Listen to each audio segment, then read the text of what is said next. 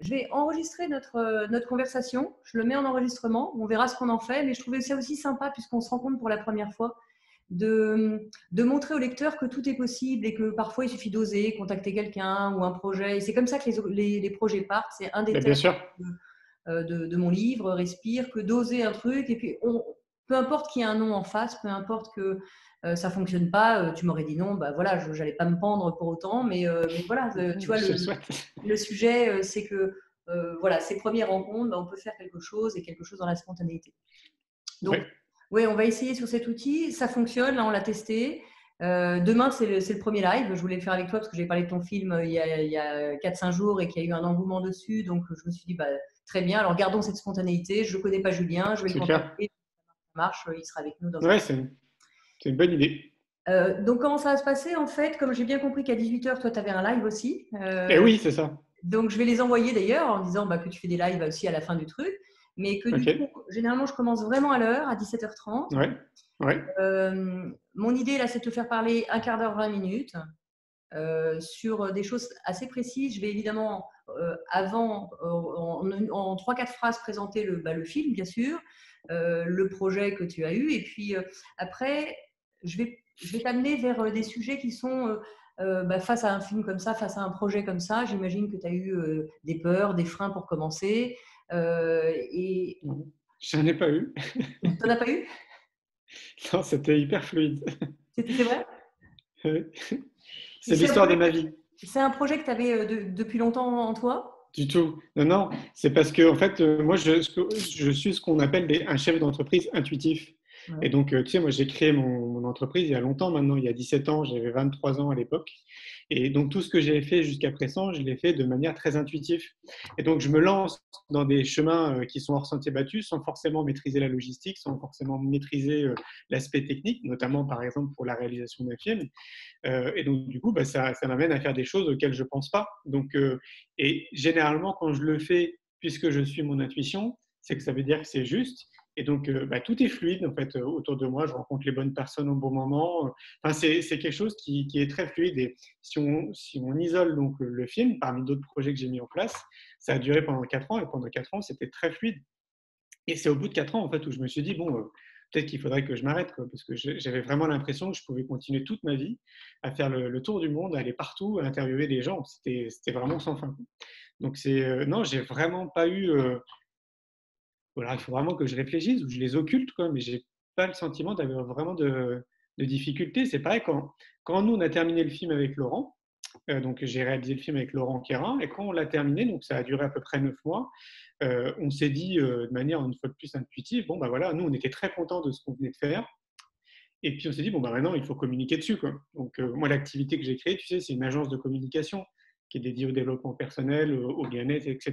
Donc on maîtrise les outils de com et on s'est dit bon bah voilà un outil de plus qui va permettre de semer des graines inspirantes autour du bonheur et puis voilà donc on lance le projet quoi. Et en fait, ce qui s'est passé, c'est que ça a généré un buzz extraordinaire auquel nous, on ne s'attendait pas. Et donc, on a dû se transformer en maison de distribution de films en l'espace de quelques mois. Donc, j'ai dû embaucher des stagiaires à l'époque pour me filer un coup de main parce qu'on recevait 80 demandes par jour de personnes qui voulaient organiser des projections. Et donc, c'était énorme. Mais on a même eu des pics jusqu'à 120 demandes par jour. Et donc, ça a duré bien pendant 7-8 mois avec vraiment beaucoup, beaucoup, beaucoup de demandes. Et puis, à un moment donné, je me suis mis à contacter des boîtes dont c'est le métier, quoi, des sociétés de distribution. Je leur ai donné les chiffres qu'on faisait nous à l'époque. Et ils ont tous été unanimes, même dans des grosses boîtes de distrib. Continuez parce qu'on ne fera jamais mieux que vous. Donc, du coup, nous, on a continué sur notre lancée avec les outils qu'on maîtrisait. Et ça s'est super bien passé parce que tu vois, en 3 ans, on estime qu'il y a plus d'1 million de spectateurs qui ont vu le film parce que le film, il nous échappe totalement. Comme je l'ai rendu libre de droit, bah voilà, n'importe qui peut organiser des projections à partir du moment où il achète le film, donc que ce soit en version numérique ou en DVD. Et à partir de là, il peut organiser des projections ad vitam aeternam là où il le souhaite. Et donc, sans qu'on soit forcément au courant. Donc, nous, on a les chiffres de tout ce qu'on a été au courant, on va dire, pendant ces 3 ans. Donc, on sait qu'on a largement dépassé la barre des millions de spectateurs. Et puis là, bah, pareil, hein, pour la vidéo que j'ai mis en accès gratuit, c'est quoi le bonheur pour vous en accès gratuit sur YouTube? C'était l'histoire de 48 heures dans ma tête. C'était quelque chose de très intuitif aussi. Je me suis dit, tiens, c'est le bon moment. Les gens vont pouvoir regarder au moins quelque chose de positif par rapport toute cette période anxiogène, j'imagine, qui est véhiculée dans les médias. Et en fait, en 48 heures, je crois qu'il y a eu 120 000 ou 150 000 personnes qui ont vu le film. En parallèle de ça, j'ai reçu des milliers de messages auxquels j'essaie de répondre à tout le monde. Et après, j'ai arrêté parce que c'était trop compliqué. Et en fait, je me suis retrouvé devant mon ordi dimanche en train de pleurer de gratitude, à chaudes larmes, vraiment. C'était beau, en fait. Je voyais tous ces messages, ça faisait tellement du bien aux personnes. Ils se le partageaient, ils l'envoyaient à leurs grands-parents, ils le regardaient en famille.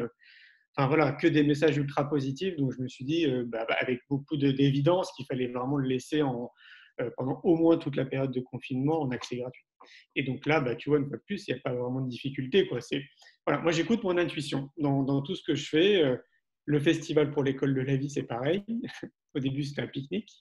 Donc, j'avais jamais prévu de faire un festival. Et je pense que si on m'avait expliqué ce que c'était l'organisation d'un festival ou la réalisation d'un film, je l'aurais jamais fait. Bien sûr. Donc, parce que faut pas se voiler la face. C'est réalisation d'un film, post-production, production, distribution. C'est un temps fou. C'est énergivore et chronophage comme tout. Il y a eu quand même 350 salles de cinéma pour le film. Enfin, voilà, donc la réalisation du festival pour nous, c'est 6 personnes à temps complet pendant un an et c'est pas du tout un modèle économique qui est pertinent pour un chef d'entreprise. Donc nous, on réalise le festival parce qu'on est porté en fait par ça et qu'on a envie de transmettre tout ce qui existe dans le domaine de l'éducation parce que c'est transformateur en fait, ça apporte beaucoup de graines et il se passe beaucoup de choses après, pendant et après. Et c'est ce qui nous porte. Donc non, et donc pareil, en fait, pour le festival, mis à part l'année dernière, on a eu une difficulté parce qu'il a plu. On a eu des pluies qui étaient torrentielles, enfin qui étaient annoncées torrentielles, avec des alertes orange, alertes Il violettes. était où le festival? Festival pour l'école de la vie à Montpellier. Montpellier, d'accord. Ça fait 5 ans qu'on le fait à Montpellier. Et là, j'ai dû prendre la décision le samedi à midi d'arrêter le festival, alors qu'on attendait 15 000 personnes, il y avait 220 exposants, 35 conférences. Là, oui, là, je crois que c'est vraiment la première grosse difficulté que j'ai pu avoir depuis 17 ans maintenant. Ouais, il me semble bien. Et justement, alors ça me va très bien, ça nous donnera un autre modèle que de parler de ça, puisque justement, des freins, des obstacles, etc., effectivement, il y en a peut-être, mais en tout cas, tu ne pars pas là-dessus, c'est plutôt j'écoute mon intuition et je me lance. Et tant mieux, parce que si je voyais tous ces freins, je ne le ferais peut-être pas, ou toutes ces difficultés, je ne le ferais peut-être pas. Comment tu fais pour écouter ton intuition, clairement, Parce que concrètement? je l'écoute depuis que je suis tout petit déjà. Mais ça veut dire quoi Et concrètement? Parce que autant, évidemment, j'entends ce que tu me dis, autant oui, pour beaucoup de gens, l'intuition, c'est pas rationnel, ça nous ouais, responsabilise, je vois. c'est extrêmement rapide. Euh, Oui, c'est le cas. C'est le comment cas. L'intuition, c'est pas rationnel, c'est extrêmement rapide. C'est vraiment le cas. Enfin, je pense que c'est pas rationnel. En fait, moi, je pense que pour l'écouter, déjà, il faut s'occuper de soi. C'est vraiment on peut dire une des clés de base. S'occuper de soi, ça revient vraiment à chacun de trouver vraiment les bons outils qui vont être bons pour lui-même. Donc là, je parle vraiment de notre corps, de notre état d'esprit, notre bien-être, en fait, un esprit sain dans un corps sain, pour résumer. Et donc là, c'est vraiment à nous à trouver les bons outils, même si on peut considérer qu'il y a des choses qu'on peut mettre en œuvre en fait pour tout le monde, c'est-à-dire essayer d'avoir une bonne alimentation, donc trouver les aliments sains et bons en fait pour notre corps, de faire attention à son sommeil, d'avoir un exercice sportif dans la semaine, en tout cas de manière assez régulière, essayer de s'entourer de gens positifs. Évidemment, moi je recommande la méditation à tout le monde, 10 minutes par jour. Tu vois, des petits trucs comme ça que tu peux mettre dans ton quotidien et qui s'intègrent vraiment dans ton quotidien et qui devient en fait comme une routine de vie. Je pense que ça, c'est un peu la base qu'on peut essayer de faire. Et c'est loin d'être facile hein, pour les gens qui vont peut-être écouter cette vidéo. C'est loin d'être facile, qu'on soit d'accord. Par contre, ce qui est bien de le faire, c'est de le faire justement et d'essayer du mieux qu'on peut de mettre tout ça en pratique dans notre quotidien. Et à partir de là, normalement, déjà, tu es un peu plus connecté avec toi-même. Et l'intuition, on l'appelle comme on veut. Ça peut être, il y en a qui vont dire que c'est mon ange gardien qui me parle. D'autres vont te dire que c'est quelque chose qu'ils ressentent à l'intérieur. Moi, c'est souvent quand j'ai des frissons, par exemple, dans mon corps. Ça peut être une idée qui est tellement rapide, quelque chose qui est tellement fugace que c'est difficile de choper en fait sur le moment. Et donc, du coup, c'est plutôt l'ego, comme on dit, ou le cerveau après qui prend le relais. Mais c'est souvent, par exemple, tu vas rencontrer quelqu'un pour la première fois et tu vas te faire une opinion assez rapidement dans les 15 premières secondes. Tu vas déjà au moins ressentir quelque chose en discutant avec cette personne à travers sa gestuelle, la façon de te regarder, ce qu'elle dégage en fait tout simplement. Et donc là déjà tu fais appel un peu à ton intuition. Mhm. Donc, ça peut être aussi, moi je voyage, j'aime bien voyager seul avec donc en sac à dos. Et donc, évidemment, tu prends des décisions et tu fais des choix tous les jours pour aller dans telle ou telle direction, t'arrêter à tel endroit, dormir dans tel endroit. Et il y a des choses parfois que tu sens et d'autres que tu sens pas. Ça peut être aussi quand tu rentres dans un appartement, dans un lieu, une pièce, et il y a un truc qui ne va pas aller, tu vas sentir qu'il y a quelque chose qui ne va pas. Ça peut être, en fait, tous ces petits signes, on peut appeler ça On a aussi des tous, signes, ces petits on signes a de... tous, on Ouais, peut dire qu'on a tous, hein, comme tu viens de le dire, de rencontrer quelqu'un que ça. D'ailleurs, quand je le vois en conférence, quand je demande aux gens qui a déjà eu de l'intuition, même s'ils n'écoutent pas, 100% des gens lèvent la main. Donc, on a tous cette intuition, on a tous ça, sauf qu'effectivement, on ne l'écoute pas forcément. J'ai le sentiment, et j'aimerais ton avis là-dessus, que l'intuition, en tout cas, écouter son intuition, c'est quand même lié à une certaine confiance en soi aussi.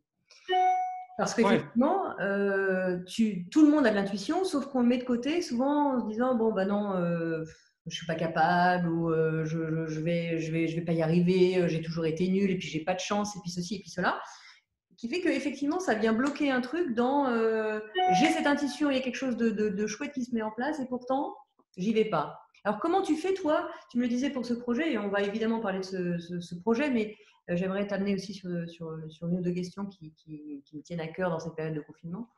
Mais justement, quand tu as eu cette intuition, par exemple, de faire ce film, est-ce que c'était déjà une intuition de faire ce film ou c'était plutôt une intuition d'aller rencontrer des gens? C'est l'intuition qui t'est venue pour ce film, c'était quoi à la base? Est-ce que tu t'en rappelles eh ou... bien, oui, oui, oui. En fait, j'étais au Canada. Je suis resté un mois au Canada, donc il y a 5 6 ans en arrière. J'avais décidé de créer des ponts professionnels entre le Canada et la France, donc, parce qu'on dit souvent que le Canada a 15 ans d'avance sur nous en termes de développement personnel, et donc je trouve intéressant de comprendre un peu comment ça se passe sur place. Et en fait, on s'est retrouvé bloqué. Moi, j'aime bien dormir chez les gens en fait, quand je me déplace. Et donc là, j'étais chez quelqu'un, une jeune fille, et on s'est retrouvé bloqué parce que tempête de neige, donc il faisait moins 40, je crois, degrés, donc on ne pouvait pas sortir en fait, et on a discuté toute la journée. Et à un moment donné, on a parlé du bonheur. Ouais. On était dans sa cuisine, j'avais mon téléphone qui était posé sur la table. Et puis quand elle a commencé à me parler du bonheur, je ne sais plus pourquoi, en fait, je lui ai dit, ça ne te dérange pas si je te filme? J'avais jamais fait ça auparavant. Qu'on voit dans Et le c'est film d'ailleurs, venu. ça. On le voit dans le Oui, film. on le voit dans le On le film. montre. Ouais. Ouais, ouais, complètement. Ouais. Et c'est venu donc spontanément. Et quand j'ai regardé la vidéo le soir, et j'en parle dans le film, j'ai été parcouru de frissons. Et comme je te le disais, moi, c'est un de mes catins intuitifs. Et je me suis dit, tiens, il y a un truc, c'est sympa. En fait, j'ai vraiment aimé cette idée. Et comme je restais un mois sur place, je me suis dit spontanément, je vais rencontrer un paquet de monde forcément sur mon trajet. Je vais leur poser cette question. À ceux qui ont envie de répondre, tant mieux. Ceux qui n'ont pas envie, et tant pis. Et je continuerai à les filmer avec mon téléphone portable. Et donc, au fur et à mesure, j'ai envoyé ces vidéos au bureau où je les publiais sur notre page Facebook. Et puis, je voyais que ça créait quand même un peu d'animation. Les gens aimaient bien cette idée. Il y en a qui donnaient spontanément leur définition du bonheur. D'autres nous envoyaient carrément, ils se filmaient et ils envoyaient la vidéo. Et puis voilà, en tant qu'homme de communication, moi, je trouvais ça intéressant de réfléchir sur une thématique qu'on n'aborde pas forcément dans la vie de tous les jours. Et pourtant, l'homme s'y intéresse depuis des siècles. Et donc, comme j'ai une facilité à créer des ponts dans beaucoup de choses, dans ma vie professionnelle et personnelle, je crois que c'est lié au fait que je sois dyslexique, parce que nous, on est obligé de créer des ponts pour arriver à une solution donnée. Et du coup, je me suis dit, je me déplace déjà au moins 6 mois de l'année un peu partout. Autant profiter de mes déplacements personnels et professionnels pour continuer à interviewer des gens sur mon parcours, parce que je trouve ça hyper intéressant de parler de ce sujet avec des gens. Et donc, ça m'a amené à interviewer plein de gens, du coup, dans plein de pays. Après, pareil, spontanément, j'ai eu cette idée de proposer à des internautes de venir avec moi en vélo et de partir de Nantes pour aller jusqu'à Biarritz en vélo, chose que j'avais jamais faite auparavant. 800 et quelques Mais kilomètres, hein, j'ai vu, hein, si je me souviens. ouais, ouais. 830 Et donc, tout ça en disant, voilà, si vous venez avec moi, vous venez avec une caméra et avec un téléphone portable et vous m'aidez à interviewer des gens avec un challenge, je crois, c'était fixé 5 ou 6 personnes par jour, je crois, un truc comme ça. Et donc, on est reparti avec plus de 200 vidéos, c'était génial, quoi. L'aventure humaine était exceptionnelle. Et de ça, ça m'a donné envie d'aller plus loin, parce que j'avais l'impression d'avoir fait un peu le tour en fait, au niveau de la population. C'est quand tu arrêtes quelqu'un dans la rue spontanément, que tu lui demandes une définition, déjà, il y en a 3 sur 4 qui sont incapables de te donner une définition. Ouais, j'entendais Ça, ça dans moi, le film, c'est juste fou ça. ça m'a vraiment interrogé. Et Et puis après, des la définition. définitions différentes, ça je l'entends mille fois, mais qu'il n'y ait pas de définition personnelle, c'est fou, quoi. C'est fou. C'est fou, hein. Ah ouais, c'est vraiment fou. Donc ça m'a interrogé. Et puis, donc, du coup, ça m'a donné envie aussi de continuer à, à semer des graines autour de ça pour poser en fait un regard là-dessus et inviter les gens à réfléchir. Et donc, en parallèle de ça, moi, je publiais les vidéos sur la chaîne YouTube Néo Bien-être qu'on a créée pour justement l'alimenter et puis pour faire en sorte que les gens puissent réfléchir à cette question. Et j'avais déjà mis en ligne, je crois, 300 vidéos de la population. Et c'est assez court, en fait. Une personne lambda que tu arrêtes, ça dure aller entre 10 secondes et 30 secondes, sa définition. Et donc, je me suis dit, je regardais, moi, en parallèle de ça, Yann Arthus Bertrand avec l'émission Ouais, Terre vue du ciel, ouais. que je trouvais hyper intéressante, parce que déjà, les prises de vue aériennes étaient magnifiques. Très beau, en fait, vraiment très très beau, et puis intéressant parce qu'il se rapprochait de personnalités, de gens très calés dans leur domaine d'activité, en l'occurrence là autour de l'environnement.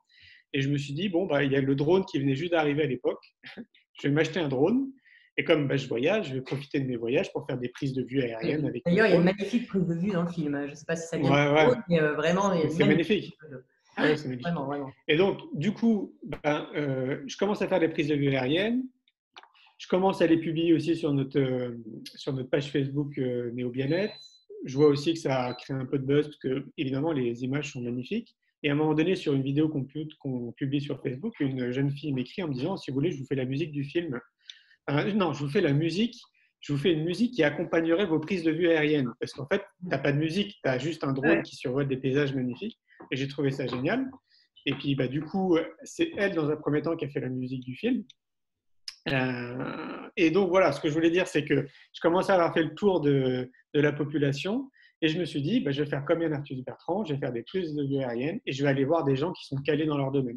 Donc je vais aller voir des maîtres spirituels, des scientifiques, des écrivains, des philosophes, des gens qui ont une expertise dans leur domaine, pas forcément autour du bonheur, mais qui sont vraiment experts dans leur domaine. Et puis on verra bien ce que ça donne. Et c'est venu, ça a été génial parce que j'ai rencontré plein de personnalités, on va dire, de notre milieu, de personnes qui sont, voilà, qui n'ont plus rien à prouver, quoi, qui ont écrit 20, 30 livres, qui donnent des conférences partout dans le monde et qui ont une vision forcément hyper intéressante. Donc, on discutait une heure avant, on discutait une heure et demie pour l'interview, puis encore une heure et demie après.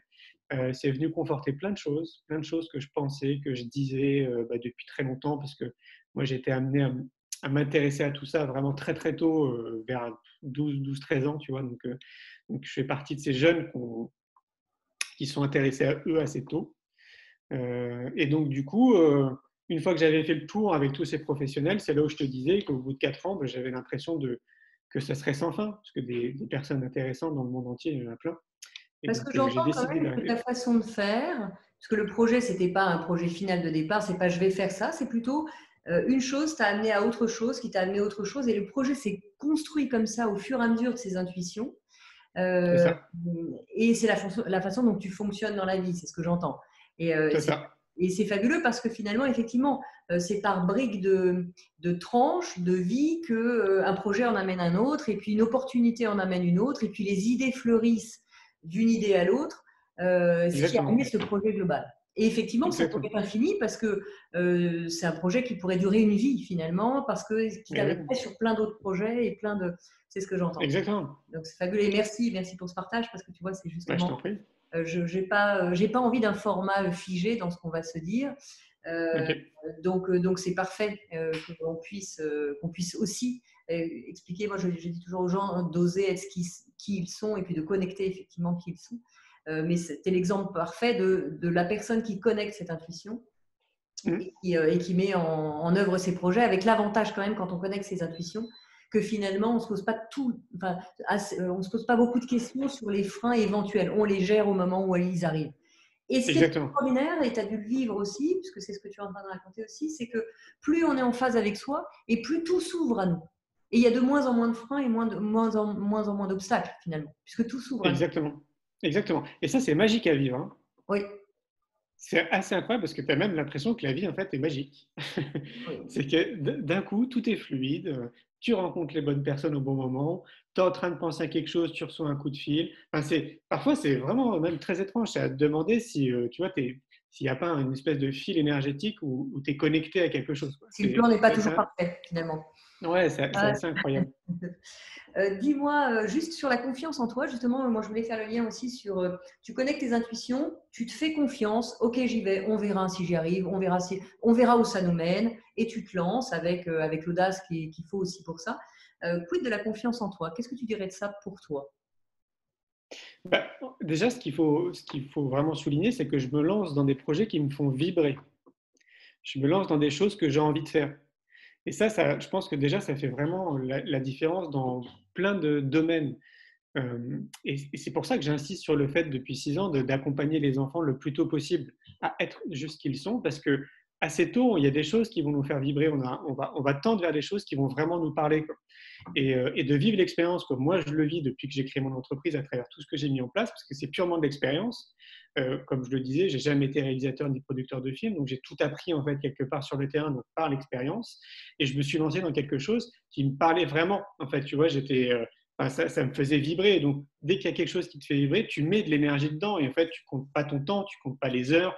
Ça passe super vite. Et enfin, ouais, c'est assez Et est-ce magique, en fait, qu'au quelque part. fond de toi, finalement, tu sens que cette confiance est là parce que de toute façon, c'est plus une question, c'est un fait. Il faut que ça se fasse. Ça C'est me fait ça. vibrer, donc il faut que ça se fasse. C'est exactement ça. De toute Ouais. façon, peu importe que ça fonctionne ou pas, il faut que ça se fasse, quoi. Il y a C'est quelque chose un comme peu ça. comme, ouais, c'est un peu comme une évidence, ouais. En fait, tu sens que c'est juste, tu sens que c'est bon, et en fait, il y a tellement d'éléments aussi à l'extérieur qui viennent le confirmer, comme je te le disais, à travers des synchronicités ou le fait que ça soit fluide, c'est que tu ne te poses pas 36 000 questions, quoi. Mais Et une ça fois de renforce cette plus, confiance. Peut-être aussi le fait de rencontrer les bonnes personnes, que tout s'ouvre à toi, etc. Ça renforce certainement cette confiance aussi, non? sûrement, sûrement, sûrement. Mais par contre, ce qu'il faut rappeler, et je l'ai déjà dit là, il y a 5 minutes en arrière, c'est que c'est loin d'être simple. C'est-à-dire que quand je le dis comme ça peut paraître super simple. Il y a des personnes qui vont dire, bah ouais, mais moi, j'y arrive pas. Comment il fait, quoi. Et effectivement, il faut quand même se rappeler que c'est avant tout une question pour la plupart des jeunes adultes et adultes, il y a quand même un déconditionnement qu'il faut opérer sur tout ce qu'on nous a appris, en fait, tout notre système éducatif, tout l'aspect culturel du pays dans lequel on vit, plein de choses, en fait, tout ce qu'on nous a appris quelque part. Il faut un peu, pas faire un reset, mais revoir beaucoup de choses. Et donc, pour ce faire, ça nécessite de s'occuper de soi, donc de prendre soin de soi, de prendre soin de sa machine biologique et de son esprit, quoi. Et ça, comme on ne nous l'a pas appris, bah, la plupart des gens, ils sont paumés, ils ne savent pas comment faire. À l'heure d'aujourd'hui, ce qui n'était pas le cas en 2003, maintenant, il y a plein de professionnels, où peut-être tu fais partie, qui sont là justement pour nous aider, j'ai envie de dire, pour nous accompagner, pour nous aiguiller. Et il y a une palette, il y a peut-être 1000 activités différentes qui pourraient correspondre justement à l'ensemble de la population. Donc, si des gens nous écoutent, se sentent perdus, sachez qu'il y a de quoi faire. Il y a des personnes qui peuvent vraiment vous aider dans cette direction. Ce que je veux souligner, c'est que moi, j'ai eu cette chance de m'intéresser à tout ça assez tôt, donc de m'intéresser à moi. Euh, et il y a eu des déclics. Un des premiers déclics majeurs, c'est un voyage à l'âge de 10 ans. Je fais partie d'un voyage d'un système scolaire, en fait, où on nous fait partir pendant un mois aux États-Unis, à Milwaukee, dans une famille d'accueil, pour vivre l'expérience. Donc, isolé de nos parents, forcément, parce qu'on est à l'autre bout du monde, et on continue notre programme scolaire dans une école américaine. On a 10 ans. 10 ans, c'est tôt. Et ça a été un déclic pour beaucoup d'enfants qui ont vécu cette expérience, parce que ça nous a appris déjà l'autonomie. Ça a été une école de la vie, pour résumer. Ça, c'était le gros déclic. Le deuxième déclic, c'est le kung-fu. Mon frère m'a fait découvrir le kung-fu à l'âge de 12 ans. J'en ai fait pendant 14 ans. J'étais champion de France en 99 et ça m'a amené à m'intéresser à moi, en fait, à m'intéresser à mon corps, à mon esprit. Ça m'a amené à cultiver plein d'outils que j'utilise encore à l'heure d'aujourd'hui. C'est ma deuxième école de la vie. Et le troisième, quelque part, c'est un livre sur lequel je suis tombé en 95 qui s'appelle La prophétie des Andes et qui est venu aussi confirmer plein de choses que je pensais, que je disais, que je pouvais vivre aussi intérieurement. Et ça m'a amené après sur d'autres choses. Donc, on peut considérer qu'a priori, on peut tous avoir des déclics dans notre vie. Par contre, à nous de mettre des choses en place. C'est-à-dire que si tu restes chez toi et que tu attends, ben, il ne va rien se passer, quoi. Donc, il faut vraiment conscientiser qu'on a une responsabilité citoyenne de s'occuper de soi avant de s'occuper des autres. Tu sais, c'est un peu l'image qu'on donne classiquement dans l'avion.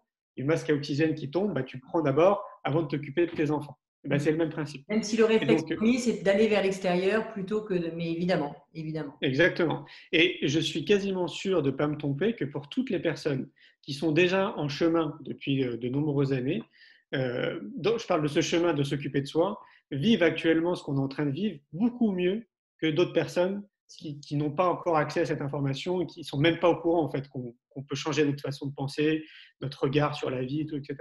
Et donc, c'est surtout ça qui est important. Et je reviens à ce que je disais, c'est il faut vraiment le plus tôt possible accompagner les enfants à être ce qu'ils sont. Et donc ne pas essayer de les imposer de rentrer dans un moule là qui ne correspond pas à tout le monde, mais juste de les laisser être ce qu'ils sont. Et je pense qu'on ferait des individus qui seraient vraiment connectés à eux, connectés à leurs valeurs, à leur éthique, et probablement qui mettraient en place des projets qui n'existent pas encore à l'heure d'aujourd'hui et qui seraient bons pour le bien commun, pour l'humanité, etc. Et j'entends qu'un des premiers signes pour toi, moi je peux dire la même chose de moi, c'est que ça a vibré. Tu parlais par exemple de la prophétie des Andes. Moi, quand j'ai lu ce livre, il y avait une évidence. C'était exactement ça. Mon cœur était exalté, il battait fort à chaque fois que je lisais une ligne. Mais c'est ça que je ressens, c'est ça qui se passe. Et c'est vrai, quand tu as fait du kung-fu, c'est vrai que quand tu as fait. Tu es d'accord pour dire que le premier signe, ça se passe dans le corps. On le sait au fond de nous qu'il y a quelque chose, sauf qu'on le met vite de côté parce que ça demande après effectivement un peu de courage, de dépasser ses peurs. Mais la réalité, c'est que le signe, c'est d'abord le cœur qui nous donne cet élan de ça y est, je suis là, c'est ça qui me fait du bien. Je sens qu'il se passe un truc avec ça, que ce soit n'importe quoi d'ailleurs, n'importe quel effet déclencheur. Oui. Un film, un livre, une conversation avec quelqu'un, peu importe, pourrait déclencher ça. Ouais. Euh, Est-ce que tu as... D'ailleurs, il y a un très bon livre. Oui, vas-y. Il y a un très bon livre que peut-être que tu as lu qui s'appelle Écoute ton corps. Non, je ne connais pas. Ah, il est excellent, de Lise Bourbeau. Très très bon livre justement qui amène justement à Les écouter 5 notre blessures, hein, corps. c'est ça, Lise? C'est celle qui a été écrite. Oui, c'est ça, Okay. exactement. Ouais. Étrangement, je trouve qu'il est dirigé pour les femmes, mais je crois qu'il nous concerne tous. Donc moi, je le recommande à tout le monde, dans cette direction, d'écouter son corps. J'aimerais t'amener demain aussi sur une question, puisque le live est assez court, mais je suis très heureuse d'avoir enregistré cette conversation. Je ne savais pas si je l'avais diffusée, etc. Parce que finalement, il y a beaucoup déjà d'éléments qui vont servir aux autres et si tu m'en donnes l'accord. Alors, je ne suis pas du tout professionnelle dans ce domaine, je fais juste ça pour cette période de confinement, pour partager des choses. Oui, tu as raison. Et j'ai juste envie, voilà, dans la spontanéité, il n'y a pas de perfection, tu vois, c'est comme ça. Oui, oui, Mais c'est de bien. proposer aussi, si tu en es d'accord, voilà, aux gens de simplement. Et je le partagerai, et toi, tu peux évidemment t'en servir de la même façon. Il y a pas, si tu en es d'accord, il n'y a pas de droit particulier. Oui, oui, vas-y, bien sûr, c'est le but. Le vrai sujet, c'est vraiment de pouvoir partager cette conversation parce que je trouve ce que tu nous racontes est passionnant et puis ça va aider parce que finalement, c'est pas compliqué. C'est juste. Il n'y a pas besoin d'ailleurs, et c'est ça que je prône aussi, c'est qu'il n'y a pas besoin d'outils et de formation et de formation et de formation. Non. Parfois, simplement un peu de présence à soi, tu parlais d'intuition, hein, simplement un peu d'entraînement sur ça, minute après minute, jour après jour, ben, ça suffit pour Oui, penser quelque c'est chose. ça. Et il n'y a pas besoin de grands gourous pour avancer. On est expert de nos vies et au contraire. Ouais. J'aimerais demain te poser la question aussi, puisqu'on est dans cette période de confinement et puis maintenant ça fait 15 jours, te poser la question de savoir aussi ce que tu as appris de ce confinement. Hmm. Qu'est-ce que ça t'apprend à toi? Alors, moi, j'ai plutôt un regard positif et optimiste. Alors, le premier point, c'est merci pour la planète, parce que ça lui fait un bien fou. Tout le monde est sur pause, là, en ce moment. Donc, elle respire. Alors, moi, je fais partie des personnes qui vont pas chercher l'info. J'ai pas envie de lire tout ce qu'il y a là, en ce moment où j'ai pas de télé chez moi depuis une vingtaine d'années. J'écoute pas la radio parce que je sais pertinemment que tout ce qui est véhiculé en ce moment tourne autour de ce qu'on est en train de vivre et que c'est probablement très très très anxiogène pour toutes les personnes qui écoutent à tous les niveaux. Donc je me coupe. Je sais pas si c'est le terme. Je me coupe pas parce que quoi qu'il arrive, tu as l'info qui t'arrive de toute façon. Tu reçois des messages, tu reçois des mails. Bref. Et donc de ce que j'ai vu passer. Mais là, je pense que j'irai voir un peu plus d'infos, c'est que ça a l'air faire vraiment beaucoup de bien à notre planète, donc, comme tu dis, qui respire, pour les animaux, pour les plantes, etc. On en avait, je pense, vraiment grandement besoin. Donc ça, c'est vraiment chouette. J'ai le sentiment qu'il y a une accélération des prises de conscience, parce que justement, les gens sont chez eux, ils ont le temps, et donc du coup, bah, ils reçoivent aussi, parmi tout ce flot d'informations anxiogènes, des informations aussi positives, et qui peut-être justement sortent du lot. Je le vois là avec le film C'est quoi le bonheur pour vous, c'est assez impressionnant ce qui est en train de se réaliser. Donc ça me laisse sous-entendre que bah, les gens sont prêts aussi, de plus en plus prêts à écouter et à entendre ce genre d'informations. J'aurais sorti le film en 2003, je peux dire que les gens ils n'étaient pas prêts. Je rappelle quand même en 2003 que quand j'allais voir moi le monde de l'entreprise et que je parlais de bien-être, on pensait que j'étais une secte. Quand on parlait de yoga et de méditation, c'était réservé des hippies. Et donc maintenant, on fait du yoga, on fait de la méditation dans le monde de l'entreprise, dans les écoles, on parle d'hypnose, de sophrologie. Tout ça, ça s'est intégré de plus en plus dans notre vie. Et donc voilà, il y a juste 17 ans qui se sont écoulés. Donc moi, je vois ce côté-là, accélération de prise de conscience. Donc j'ai envie de me dire qu'à l'issue de tout ça, ben, il va se passer, j'imagine, beaucoup de choses positives. Ça va amener les gens à poser un regard un peu différent sur probablement leur vie de famille, sur eux-mêmes, sur leur situation professionnelle. Je pense que ça leur laisse du temps de réfléchir, parce que dans la vie de tous les jours, on n'a pas le temps de réfléchir. Tout est orchestré en fait pour que ce soit très rapide. C'est métro, boulot, dodo. Et là, d'un coup, paf, tout le monde est mis sur pause. Donc, on a le temps de gamberger un peu dans notre tête. Toutes ces questions existentielles, forcément, doivent refaire surface. Est-ce que je suis heureux?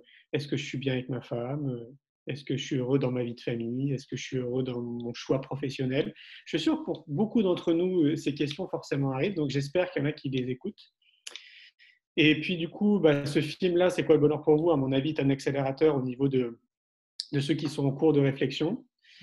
Je vois qu'il y a tout le monde qui se mobilise là en ce moment sur la toile. Il y a des lives en permanence sur Instagram, sur Facebook, sur tous les réseaux sociaux, de tous ces professionnels qui existent depuis 20, 30, 40, 50 ans pour certains et qui participent à cette effervescence en fait, de prise de conscience. Donc c'est chouette de voir que tout le monde se mobilise parce que chacun a son microcosme, chacun touche des centaines, de milliers de personnes, voire pour certains des millions. On croise, Donc ça, c'est il se passe un truc, oui, bien sûr. exactement. Ouais. Donc ça, moi, je trouve ça génial.